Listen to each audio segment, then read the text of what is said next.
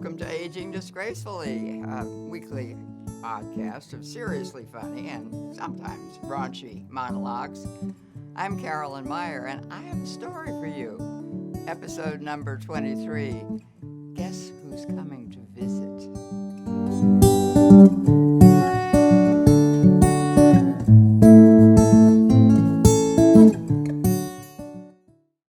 I've told you about my father's diaries and all the girls he'd loved before. Jacqueline and Beatrice and Frances and Jean and Bets and Lavinia and finally Sarah.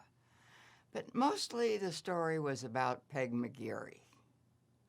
I'd found the diaries in an old Army footlocker in my mother's attic, and it was just after she died, and I was caught up in planning her funeral and figuring out what to do with her stuff. But when I discovered the diaries, I dropped everything else to read them. Two slim volumes, part one, part two, on the banks of the Perkiomen. The Perkiomen is a creek that flows into the Schuylkill River northwest of Philadelphia, near his family's home. I also found his photo album from his college days, and there is Vic Meyer in +4s and Argyle socks knee-high, the epitome of cool in the 1920s, and a number of pictures of Peg, not only snapshots, but a studio portrait. She was a lovely girl.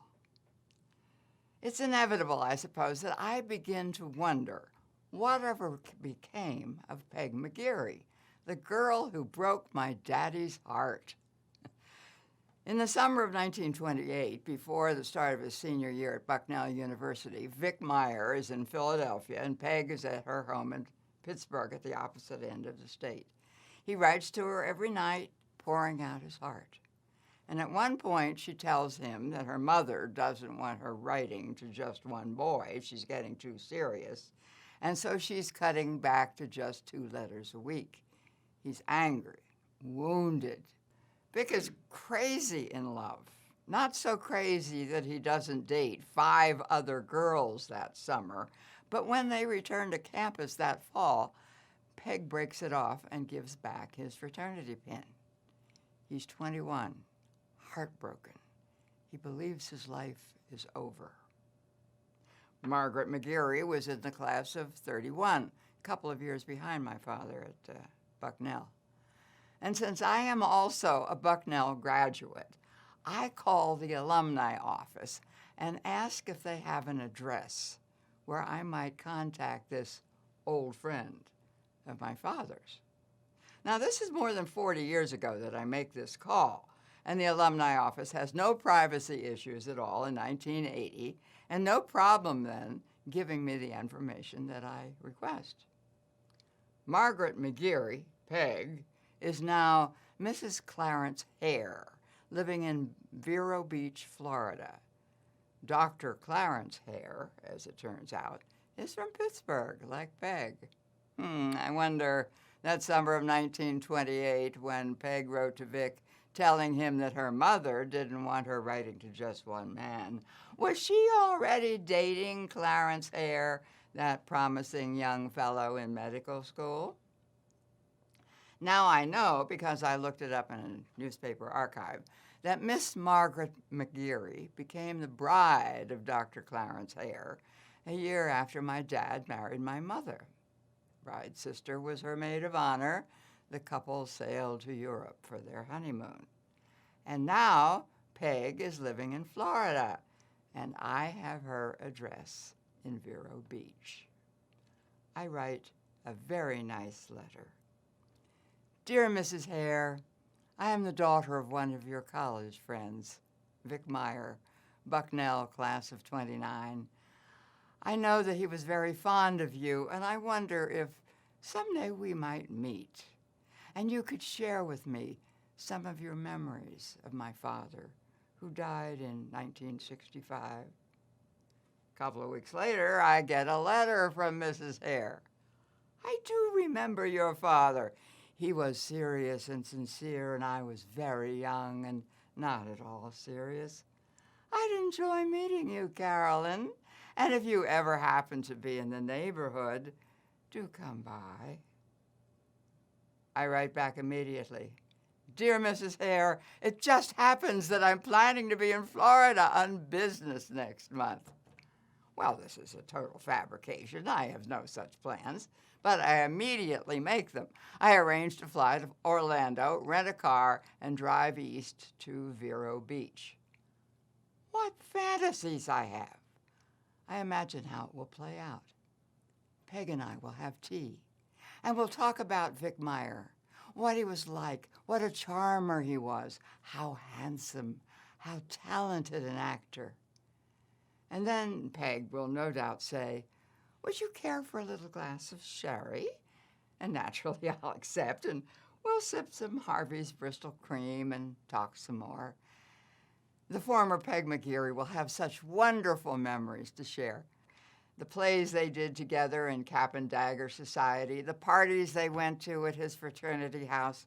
Maybe she'll tell me about the night he asked her to wear his fraternity pin.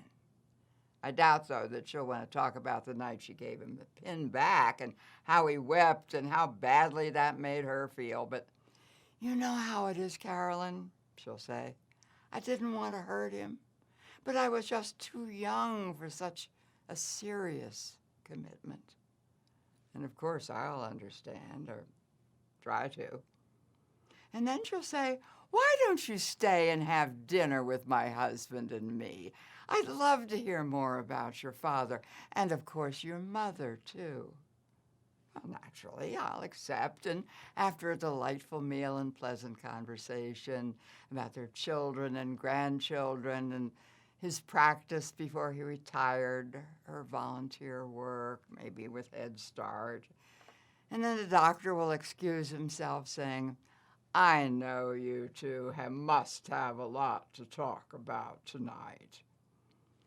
Peg and I will stay at the table, drinking coffee and having maybe just a drop of Grand Marnier. And I'll describe my mother and their home and his work and her music. But it'll be growing late, and she'll ask, where are you staying tonight, Carolyn?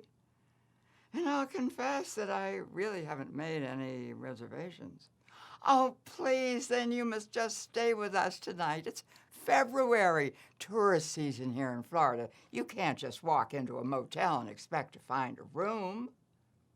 And I'll protest, but not too much. And when I leave the next morning, we'll embrace, maybe a little teary-eyed. Promise to keep in touch. And she'll say, it's as though I found another daughter. None of this happens. An elegant woman, about 70, greets me at the door of a house close to the beach. She instantly reminds me of my mother with her cool smile. We sit in the living room, almost a replica of my mother's. She lights a cigarette. She's pleasant without actually being friendly. I hope she'll offer me tea, but she does not. She lets me do the talking while she smokes. I've taken along photographs of Sarah, my mother, my father, two of them. Mrs. Hare, the former Peg McGeary, nods politely. A ruddy-faced, paunchy old guy comes in, and she introduces him, her husband, Dr. Clarence Hare. Bunny, she calls him. Bunny Hare. Bunny, back from a round of golf, asks if I've had a good trip and excuses himself. Think I'll take a nap, he says. I try to make conversation with Mrs. Hare, but try to think of things to say that will engage her, get her talking. Nothing does. Mrs. Hare does not offer me tea or sherry or dinner or a place to sleep. She smokes another cigarette. Time passes. My fantasies wither and die. I gather my things and prepare to leave. It was so nice to meet you, Mrs. Hare, I say. Likewise, says the former Peg McGeary with her frigid smile. It's February 1980. There's a gas shortage. My rental car is running on empty. It's tourist season in Florida. There's been a hard freeze. I don't have a hotel room. I'm going to freeze to death in an orange grove.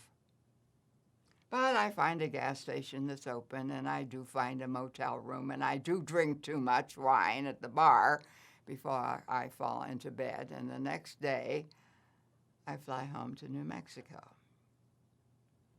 Eventually, I write a novel about a girl who finds her older brother's diaries in which he pours out his heart. The boy in my novel is in love with a girl who doesn't love him back. There are a lot of similarities with the fictional older brother and with the real Vic Meyer. The title of the novel is The Summer I Learned About Life. And that book has a happy ending. But in a way, so does On the Banks of the Perkiomen. Because if Peg McGarry hadn't given back Vic Meyer's fraternity pin and broken his heart, Vic would not have met Lavinia in Harrisburg and eventually been transferred to Lewistown, where he met Sarah Knapp. And I wouldn't be here telling you this story. You can read this story and other stories on my blog at funnycarolyn.com. Come back next week for episode number 24, Bidets and Bikinis and Basic Facts of Life. I'm Carolyn Meyer, and I'm aging disgracefully.